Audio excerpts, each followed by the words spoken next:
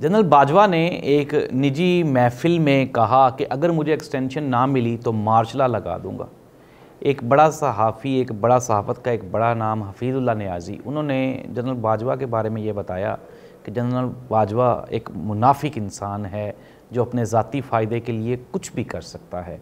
आजकल जनरल बाजवा को लेके काफ़ी सारी बातें वो मार्केट में गर्दिश कर रही हैं। ये मामला तब बना जब जनरल बाजवा साहब ने खुद ही एक कुरान मजीद की कसम उठाते हुए कहा जी कि इमरान खान की गवर्नमेंट ख़त्म करने में मेरा कोई अमल दखल नहीं था। हालांकि ये तो सारे ही जानते हैं और तकरीबन पूरा पाकिस्तान जानता है कि इमरान खान की गवर्नमेंट ख़त्म करने में जनरल बाजवा साहब का क्या किरदार था।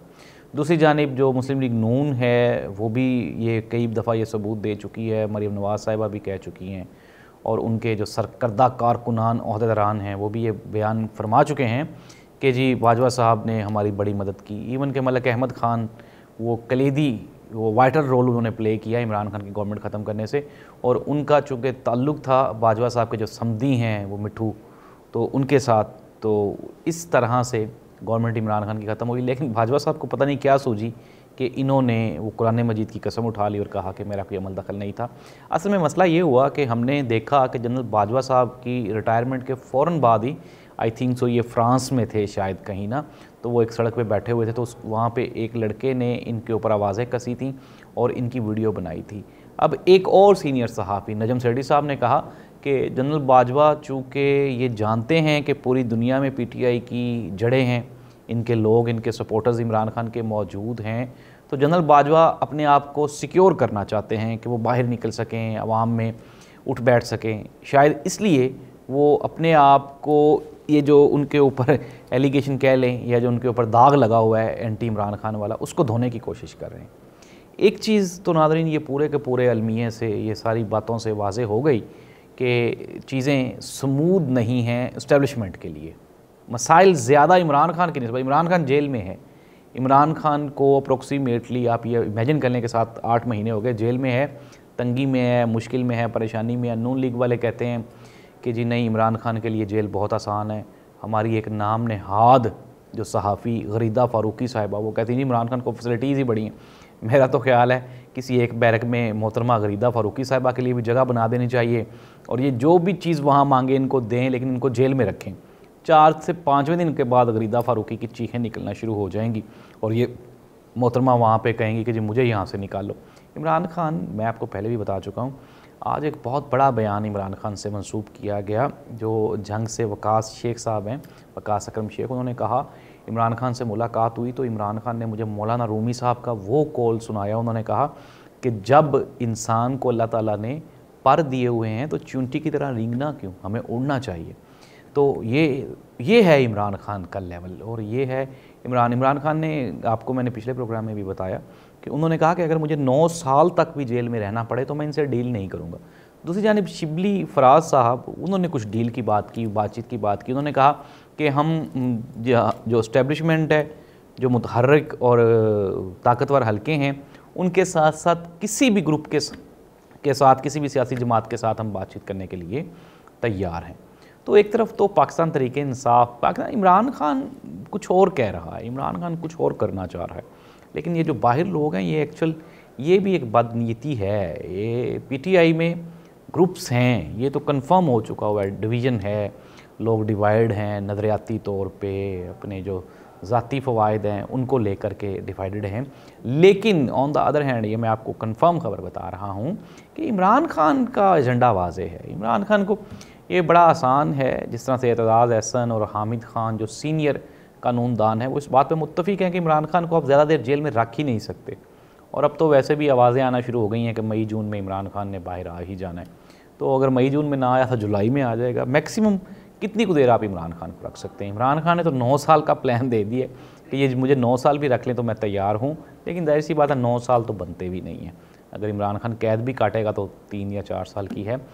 तो इस तरह से पाकिस्तान तरीके इंसाफ का ये जो एजेंडा था, ये जो बातचीत है दूसरे ग्रुप से बात करने की, ये तो आहिस्ता आहिस्ता थोड़ा सा ओपन होता जा रहा है, बातचीत तो करनी पड़ेगी।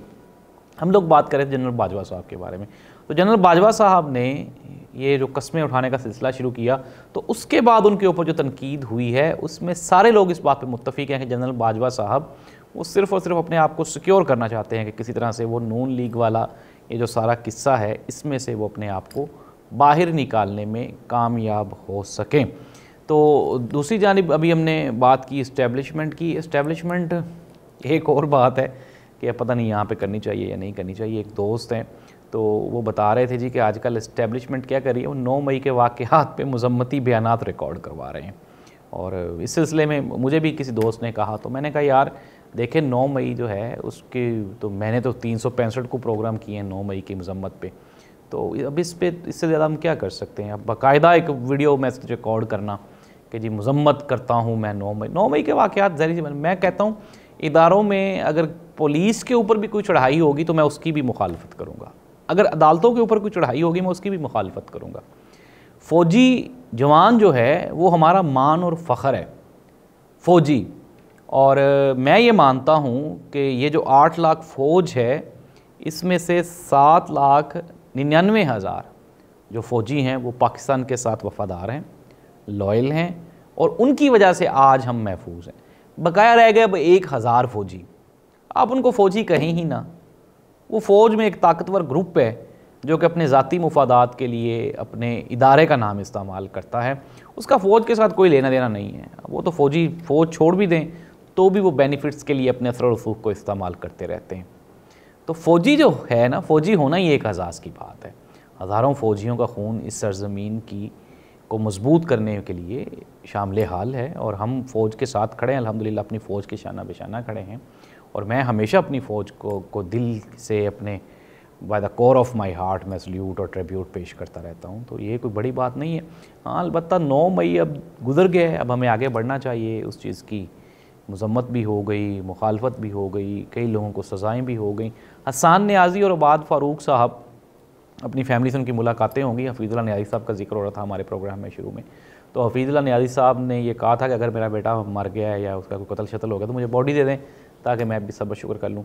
हफीज़ुल्लाह नियाज़ी साहब ने एक और भी बयान दिया, उन्होंने कहा कि मेरी जो बीवी हैं वो शदीद करब में से गुजर रही हैं, उनका एक इकलौता बेटा है, हसन नियाज़ी के बारे में कहा, वो भी जेल में है, और इकलौता भाई यानी कि इमरान खान वो भी जेल में है। तो यहाँ पे नाज़रीन कई बहनों के इकलौते भाई जेलों में गल सड़ रहे हैं जिनके ऊपर हुकूमत की कोई तवज्जो नहीं है। अच्छा स्टेट के बारे में ना हम लोग बड़ा परेशान हैं। स्टेट एक वेलफेयर स्टेट होती क्या, आप वेलफेयर का भी लफ्ज़ उतार दें, स्टेट होती क्या है? स्टेट अपने जो उनका अवाम होती है उनकी वेलफेयर के लिए काम करती है।